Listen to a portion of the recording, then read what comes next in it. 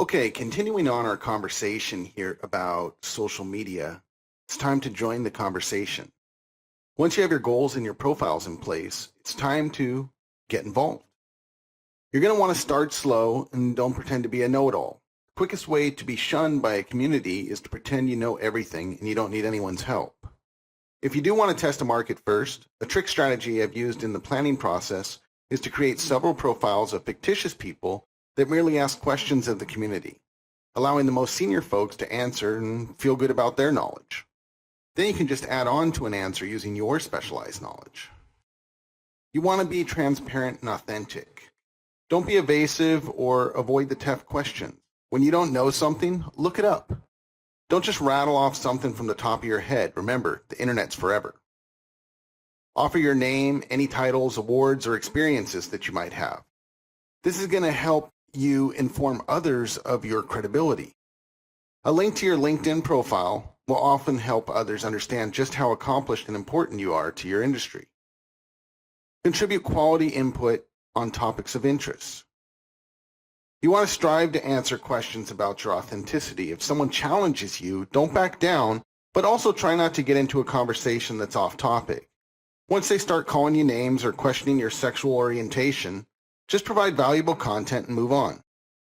The broke naysayers never accomplish anything other than breaking your spirit. You have to have a tough skin, whatever your business or niche is. Steve Jobs, in a now famous video, says that you have to have a lot of passion for what it is you do. You have to love it. You have to have fun with it. The ones that are successful in the eyes of society are the ones that persevered. It's so hard to become successful that if one doesn't love it, they're going to quit. Why? Because they are sane. Any rational person would just give up.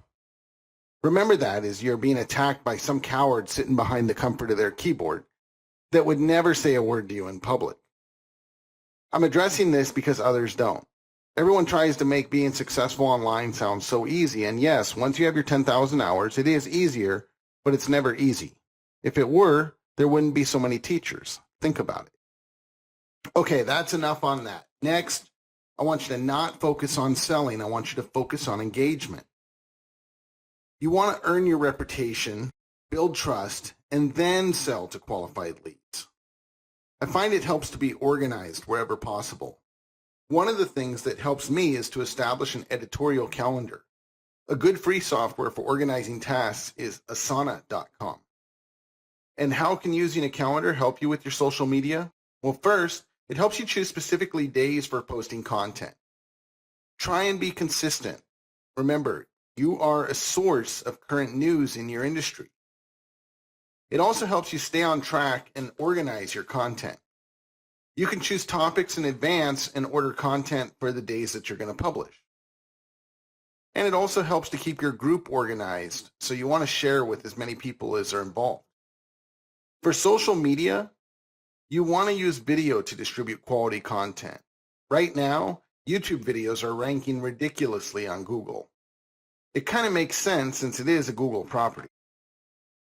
When it comes to YouTube videos, they don't have to be professional. PowerPoint presentation captured on Camtasia will suffice, or if you want live footage, your computer's webcam is probably sufficient.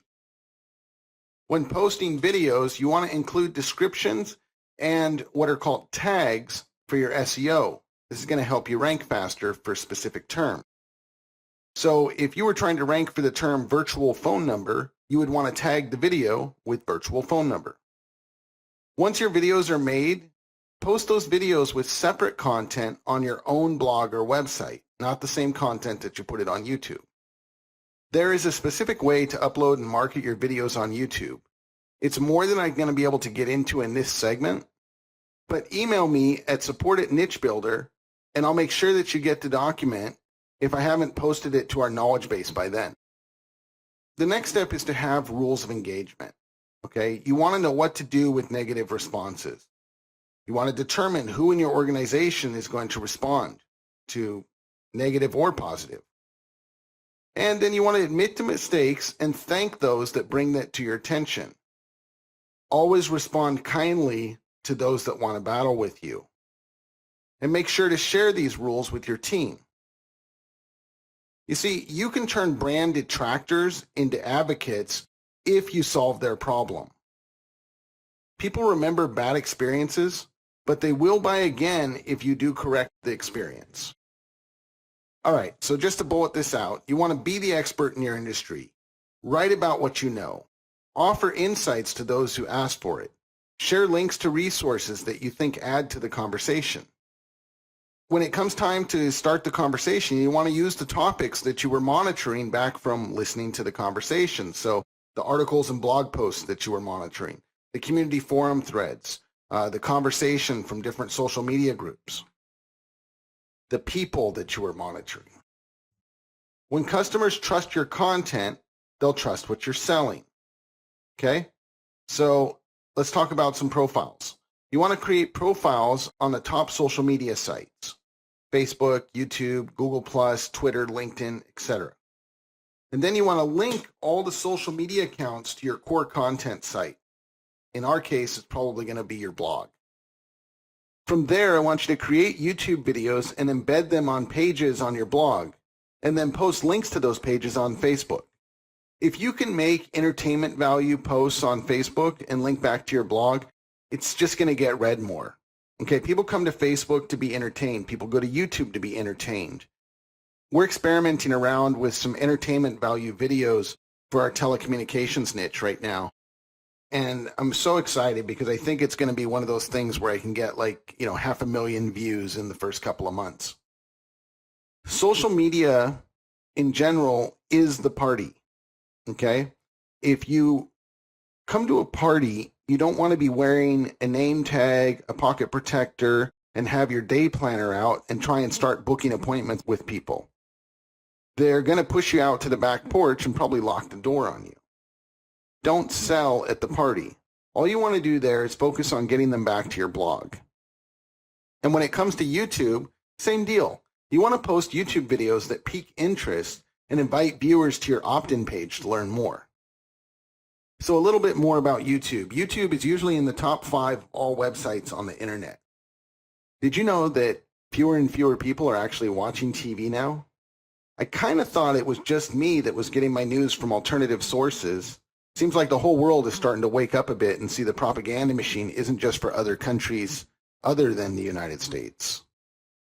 Another strategy you can try on YouTube is to pay someone $20 to put your link in their video. Right into the video or in the description below. You'd be surprised what people will do for $20. Facebook is another source of highly targeted traffic. You can build a Facebook audience that has interests matching your customer avatar. Make a group about something that your audience will be into. Celebrate who they are versus nagging at the problem. They all know what their problems are. You don't really have to drill that in anymore. Groups have special messaging features that fan pages with likes don't have. Groups can also post events which will notify all of your group members. So let's talk about LinkedIn. LinkedIn is another great way to get the word out and keep people up to date about your business. On LinkedIn, you can create a company page at no cost, but it's a bit more limited compared to Facebook. On the personal side, you can set up with a basic profile for free. On there, you want to list out your talents. Some of this might sound repetitive, but you want to have this place set up. You want to have a LinkedIn profile. If you're an underwater distance swimmer, let people know. And all kidding aside, it's good to let others know your area of expertise. Also make sure everyone else in your company lists their talents there as well. While Facebook is much more social in nature, LinkedIn is going to attract that ace headhunter who's looking for talent. In addition to your personal profile, anyone that is even loosely associated with you, I want you to have them register your company as one of theirs as well. This will help you to establish a fan base as well as additional credibility. Outside of that, you're going to want to next create some personal connections within LinkedIn. Whatever market you're in, displaying a few principal trendsetters and market makers helps you establish credibility within your niche. In addition, there are currently several applications that will help you establish your presence on LinkedIn, as well as link to other areas of your business. Here's a blog post that lists 18 different LinkedIn apps. Best of all, these links are all completely free. Another great way to use LinkedIn is to join some groups. Groups will get you great exposure relative to your industry or niche. Just like a forum, start contributing challenging questions and informed answers. But don't be a know-it-all. Leave room for others to contribute and grow the thread. A little ninja technique is to start a thread that says, "Who are you? Where are you from, and how did you get started doing X?" That will often get a ton of people responding with their information and checking out your profile. You can even ask people to like your Facebook page, and in agreement, you will like theirs as well. However you do it, make positive contributions to the LinkedIn network, and you'll be surprised how many people come over to your profile to have a look. Okay, that's it for step 5, joining the conversation. Step 6 is measuring ROI. We're going to cover that in the next video. Thanks for listening, and we'll see you then.